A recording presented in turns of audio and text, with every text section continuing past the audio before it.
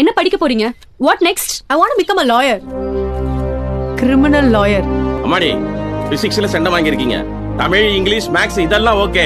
பிசிக்ஸ்ல centum வாங்குறது அவ்வளவு சுலபம் கிடையாது. விஞ்ஞானியாக போறேன், நாசாவுக்கு போக போறேன்னு சொல்வீங்கன்னு எதிர்பார்த்தா வக்கீலாக போறேன்னு சொல்றீங்க. நாடு நாசமா போய்கிட்டு இருக்கு. நான் நாசல போய் என்ன பண்ண போறேன்? இங்க அரசு சரியில்லை, அரசு அதிகாரிகள் சரியில்லைன்னு சொல்லிட்டே இருந்தா எப்படின்னு? நம்ம ஊரு நம்ம தானே யாராவது இறங்கி சரி பண்ணணும். அதுக்குதான். அதுக்கும் வக்கீலுக்கும் என்னமா சம்பந்தம்? சிம்பிள்னா, இங்க சட்டமும் நீதித்துறையும் சரியா இருந்தா ஒரு நாடு உருப்பிடும். புரியல? தண்டனைகள் கடுமையா மாறணும். அந்த நாட்டுக்கு போனா இப்படி பண்ண முடியாது, ஐயோ இந்த நாட்டுக்கு வந்தா இப்படி பண்ண முடியாது. பண்ணியா வெளிநாட்டு பெருமையை பத்தி பேசிட்டு இருக்கோம்.